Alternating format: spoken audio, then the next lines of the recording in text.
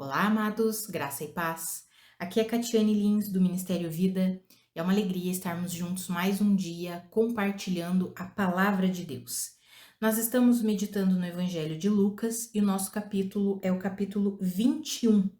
Eu quero compartilhar com os irmãos um devocional extraído dos versículos 33 ao 36. Está escrito assim: Os céus e a terra passarão, mas as minhas palavras jamais passarão. Tenham cuidado para não sobrecarregar o coração de vocês de libertinagem, bebedeira e ansiedades da vida. E aquele dia venha sobre vocês inesperadamente, porque ele virá sobre todos os que vivem na face de toda a terra.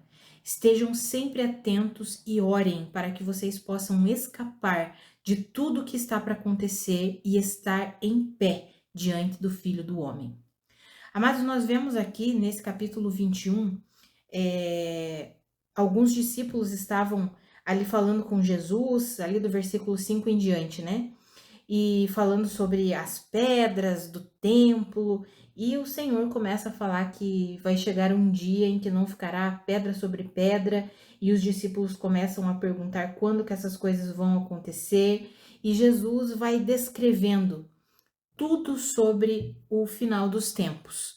Jesus vai falando tudo o que aconteceria, todos os sinais, e aí chega aqui nesses versículos que nós lemos, Jesus dizendo assim: olha, os céus e a terra podem passar e vão passar, mas as minhas palavras jamais passarão, ou seja, tudo será cumprido.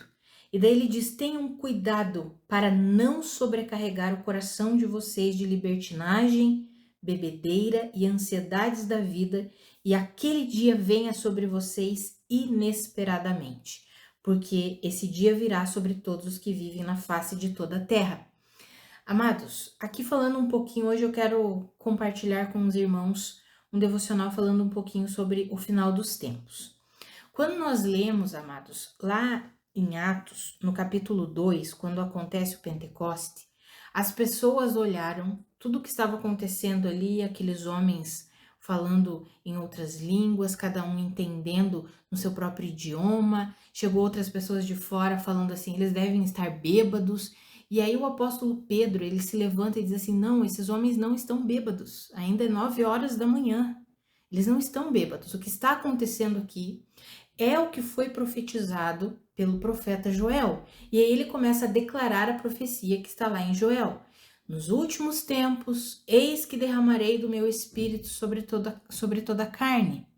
Ou seja, amados, ali na inauguração da igreja, quando nós estudamos a palavra atentamente, amados, nós vamos perceber que na inauguração da igreja começa os últimos tempos. É o que está falando. Quando o apóstolo Paulo, ele vai escrever, por exemplo, para Corinto, lá no capítulo 10 de 1 Coríntios, ele vai falar sobre todos os exemplos que aconteceram com Israel, que é para nós não sermos negligentes, incrédulos como foi Israel, e ele diz assim, ó, tudo que aconteceu e tudo que foi escrito é para nosso exemplo, para nós que estamos vivendo os últimos tempos. Como assim o apóstolo Paulo escreveu isso lá no primeiro século? Sobre quem tem chegado os últimos tempos? Isso você pode conferir lá em 1 Coríntios capítulo 10. Então assim, amados, os últimos tempos para Jesus, nós precisamos entender que Deus não vê o tempo como nós vemos, né? Para Deus um dia é como 1000 anos é como um dia. Então Deus não está, ele não trabalha de acordo com o nosso tempo, com a nossa visão de tempo. Deus está na eternidade. Ele trabalha através do tempo, mas ele não está limitado ao tempo. E nós precisamos entender isso, amados. Então a Bíblia já nos garante que lá, na inauguração da igreja, iniciou-se os últimos tempos. Por isso, até vou mencionar isso daqui, no versículo 32 do texto de Lucas que nós lemos, se os irmãos não leram o capítulo do dia, eu peço que leiam para compreender tudo o que nós estamos falando aqui. No versículo 32, Jesus diz: eu asseguro que não passará esta geração até que todas essas coisas aconteçam. Essa palavra geração, quando nós vamos olhar o significado dela no original, nós podemos entender que é geração no sentido de uma geração de um tempo de vida do homem, né? Medido ali a esta geração, em torno de 30, 50 anos, pode ser assim, mas também pode ser um período de tempo inespecífico, uma geração, um período de tempo. Então, quando Jesus diz esta geração, não passará esta geração até que essas coisas aconteçam, por quê? Porque Jesus estava inaugurando ali um novo tempo. Vamos colocar assim, uma nova geração. O tempo em que se manifestaria, se revelaria a igreja. O apóstolo Paulo fala sobre a igreja, que é um mistério que estava oculto das gerações passadas e veio à tona, foi revelado através dos apóstolos. Ou seja, a igreja era algo que as pessoas lá do Antigo Testamento não tinham a revelação do que era a igreja. Mas Deus trouxe a revelação ali para os apóstolos, principalmente para o apóstolo Paulo, que veio desmembrando todo o ensino sobre o que é ser igreja, sobre o que é ser corpo de Cristo. Então, essa geração que não passará até que tudo aconteça é exatamente esse tempo que nós estamos vivendo, que o apóstolo Pedro declarou, isso você pode ler lá em Atos capítulo 2, no início da igreja, quando começa efetivamente, que é ali no Pentecostes, ele diz assim: isso é o que foi profetizado pelo profeta Joel. Nos últimos tempos, o Senhor derramaria do seu espírito. Ou seja, os últimos tempos começaram ali e nós estamos vivendo. Sim, há 2000 anos estamos vivendo, porque é isso, amados. Deus não conta o tempo como nós contamos. Ele não está limitado pelo tempo. E isso nós precisamos entender. Então, ali começou os últimos tempos. E dentro dos últimos tempos, existe o que a Bíblia chama de Dia do Senhor, que não é simplesmente um dia de 24 horas. O Dia do Senhor também é um período de tempo que se refere à vinda do nosso Senhor Jesus Cristo. E existem muitos sinais que antecederiam o Dia do Senhor. Então, Jesus falou sobre todos os sinais até o dia do Senhor. E aí, olha o que Jesus fala aqui, amados. Tenham cuidado para não sobrecarregar o coração de vocês de libertinagem, bebedeira e ansiedades da vida, e aquele dia venha sobre vocês inesperadamente, porque esse dia virá sobre todos os que vivem na face de toda a terra. Ou seja, o dia do Senhor, a vinda do Senhor, que não é, como eu já mencionei, mas não é simplesmente um dia de 24 horas. É um período de tempo que nós entendemos que muitas coisas vão acontecer. Dentre elas, o arrebatamento da igreja, a grande tribulação, todas essas coisas, até a vinda visível de Cristo. E daí olha o que Jesus falou. Estejam sempre atentos e orem para que vocês possam escapar de tudo que está para acontecer e estar em pé diante do Filho do Homem. Amados, o dia do Senhor para nós, igreja, nós filhos de Deus que estamos atentos à verdade da palavra, não nos pegará de surpresa. Não nos pegará como um dia do ladrão. Tem muitas pessoas que eu vejo pregando, mas a Bíblia diz que o dia do Senhor virá como ladrão. Sim, virá como ladrão, mas não para nós. E daí eu quero ler um texto que testifica o que eu estou mencionando aqui. Não tirei isso da minha cabeça, não. Isso aqui está na palavra de Deus. Então eu quero ler esse texto com os irmãos, que está lá em 1 Tessalonicenses, no capítulo 5. Eu quero ler dos versículos 1 até o versículo 5. Está escrito assim. Então, 1 Tessalonicenses 5, do 1 ao 5. Irmãos, quanto aos tempos e épocas, não precisamos escrever, pois vocês mesmos sabem perfeitamente que o dia do Senhor virá como um ladrão à noite. Quando disserem paz e segurança, a destruição virá sobre eles, de repente, como as dores de parto à mulher grávida, e de modo nenhum escaparão. Mas vocês, irmãos, não estão nas trevas para que esse dia os surpreenda como ladrão. Vocês todos são filhos da luz, filhos do dia. Não somos da noite e nem das trevas. Vou ler o 6 também. Portanto, não durmamos como os demais, mas estejamos atentos e sejamos sóbrios. Amados, veja que o dia do Senhor virá como um ladrão, e a destruição virá, a Bíblia fala sobre eles, mas não sobre nós. Porque nós, irmãos, não estamos nas trevas para que esse dia nos surpreenda como ladrão. Nós aguardamos a vinda do Senhor, entendemos a vinda do Senhor. E veja que aqui diz: o dia do Senhor virá como um ladrão à noite. Quando disserem paz e segurança, a destruição virá sobre eles. Amados, nós não fomos destinados, isso nós podemos ver aqui nesse texto de 1 Tessalonicenses em diante, vai falar isso, ali no versículo 9, porque Deus não nos destinou para a ira, mas para recebermos a salvação por meio do nosso Senhor Jesus Cristo. Em 1 Tessalonicenses 1,10 fala a mesma coisa. Nós esperamos a Jesus Cristo dos céus porque Ele não nos destinou para a ira vindoura. Pelo contrário, Ele nos destinou para a salvação. Amados, nós precisamos estar vigilantes, porque o Senhor está às portas. Nós temos visto todos os sinais. Os últimos tempos iniciaram lá na igreja. Mas o dia do Senhor, que é o que marca a vinda visível de Cristo Jesus, nós podemos ver todos os sinais acontecendo que antecedem o dia do Senhor. E quando nós lemos o livro de Daniel, nós podemos entender que o dia do Senhor é exatamente a última semana da profecia de Daniel das 70 semanas. A última semana em que Deus julgará, estabelecerá um juízo sobre toda a terra. Nós, como igreja, a palavra diz que nós já não estamos mais debaixo do juízo de Deus, mas estamos debaixo da salvação que há em Cristo Jesus. Por isso que nós acreditamos, amados, que o arrebatamento da igreja, a igreja não passará pela grande tribulação. Por que a igreja não passará pela grande tribulação? Porque a grande tribulação tem uma natureza de ira, de juízo. E isso, a igreja já foi salva por meio de Cristo Jesus. Amados, quando a gente olha para toda a palavra de Deus, eu já mencionei isso em outro áudio, nós vemos que Deus, ele é tão maravilhoso, ele é o único que tem o poder e a capacidade de lidar com todas as coisas ao mesmo tempo. Quando nós estudamos o Novo Testamento, nós vemos que Deus vê a humanidade em três aspectos, vamos dizer assim.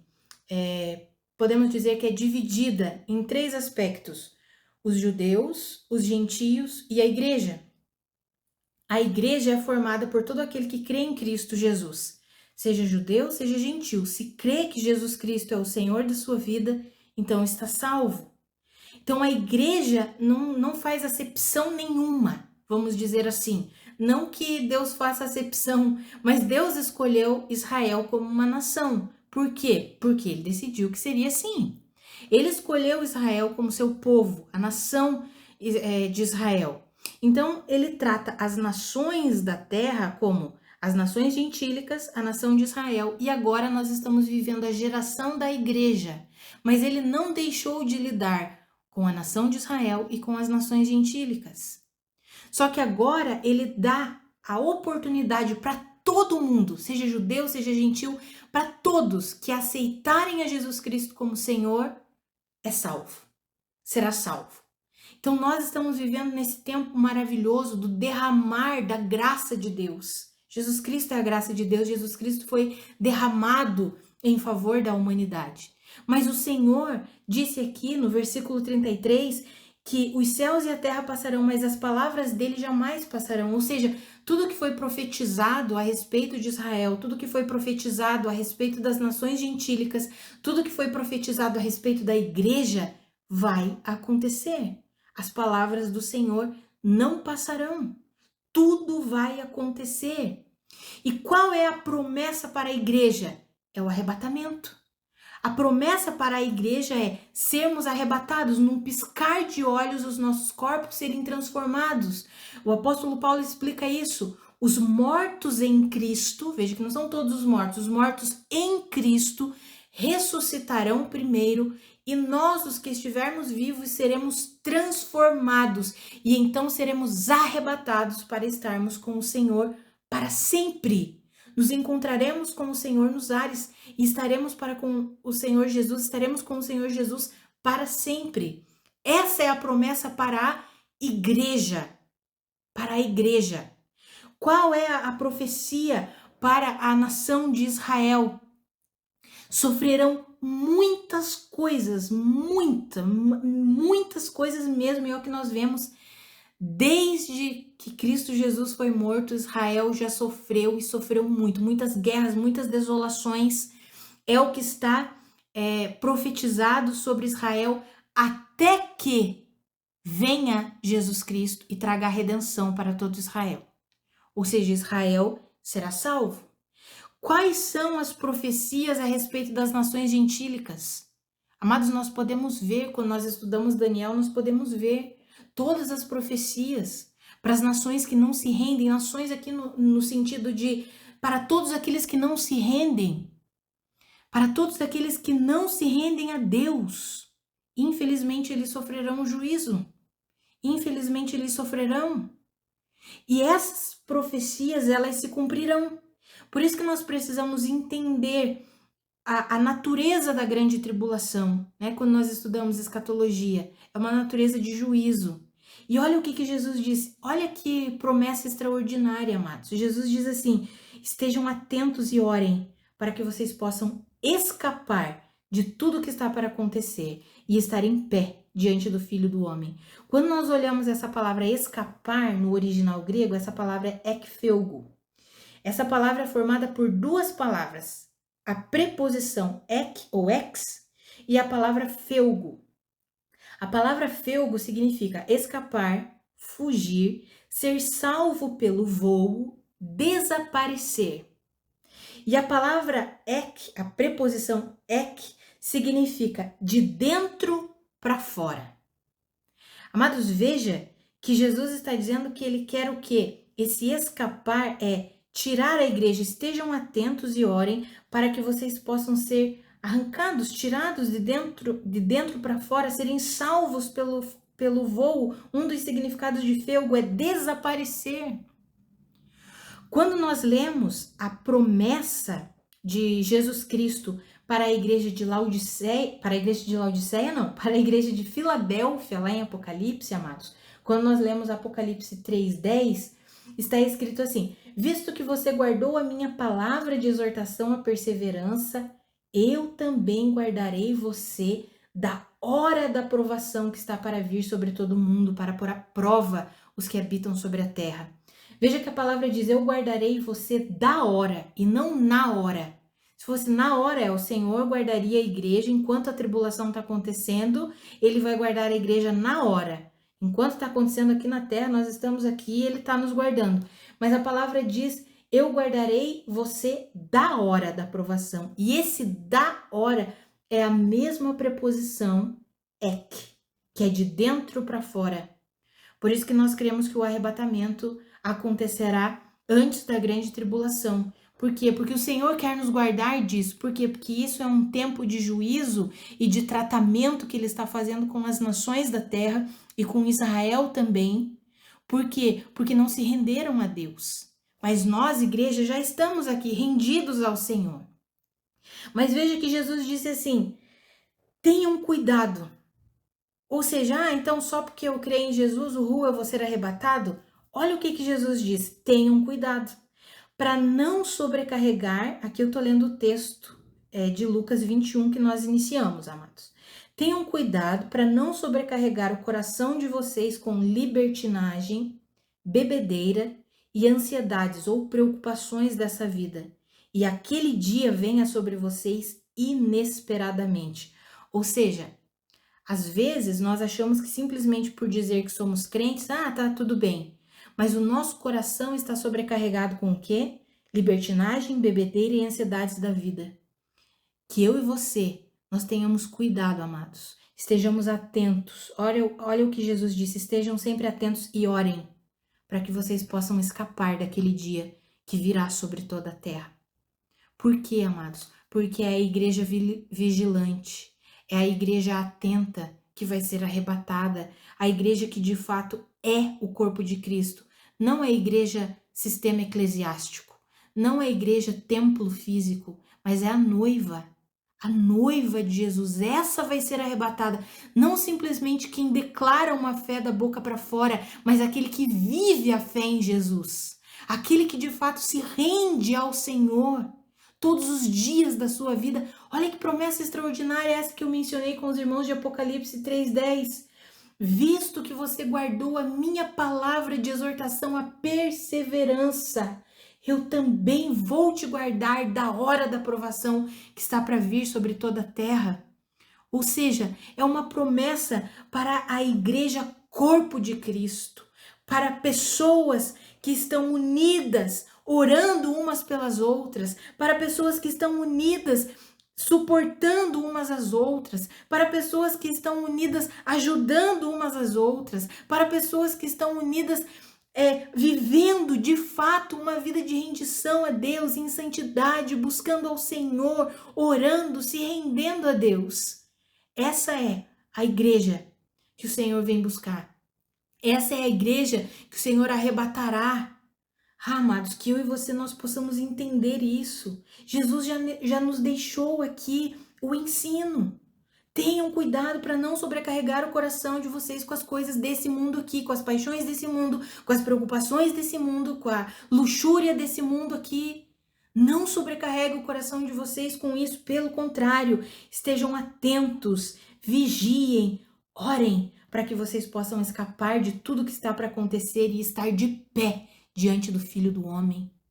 Amados, que eu e você entendamos isso e nós possamos nos render cada vez mais.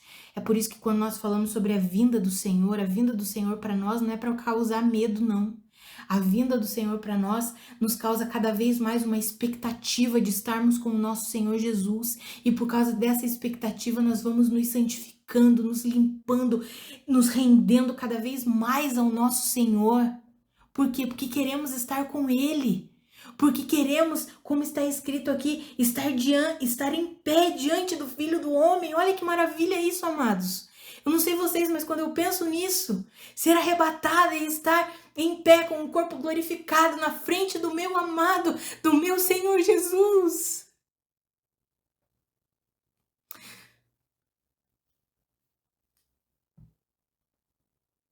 Amados, isso me emociona. Essa é a vida que o Senhor tem para nós como igreja, amados. Uma grande esperança, uma grande expectativa. Quando o apóstolo Paulo vai falar para a igreja de Tessalônica, eles estavam com receio de que o arrebatamento já tivesse acontecido e eles tivessem perdido o arrebatamento.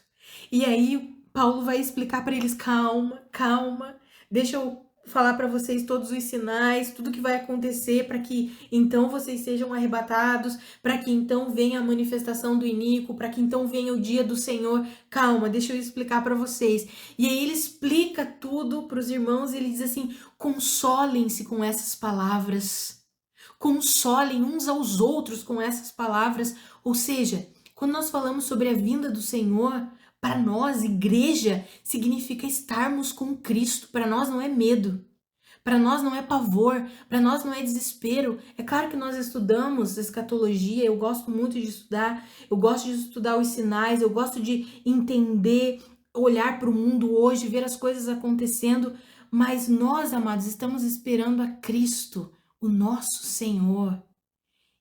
Infelizmente, o mundo terá a revelação do anticristo. Para eles é o anticristo que vai ser revelado primeiro. Para nós, não. Nós estamos esperando a Cristo Jesus, o nosso Senhor, que nos arrebatará para Ele, que nos levará para Ele, como Ele disse, para que onde eu esteja, vocês estejam também.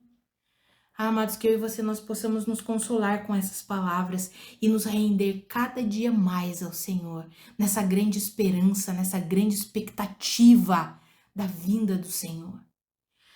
Olha, amados, o que Jesus falou: estejam atentos e orem para que vocês possam escapar de tudo que está para acontecer e estar em pé diante do Filho do Homem. Que eu e você possamos meditar nessas palavras, nessas escrituras e nos render cada dia mais ao nosso Senhor Jesus Cristo.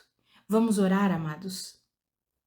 Pai, muito obrigada pela tua palavra, muito obrigada pelo teu ensinamento. Pai, eu oro mesmo para que essas palavras elas adentrem o coração dos meus irmãos, não como sendo palavras, simplesmente palavras humanas, mas seja o Senhor mesmo, ministrando, dando discernimento, dando entendimento a nós, Pai, em nome de Jesus.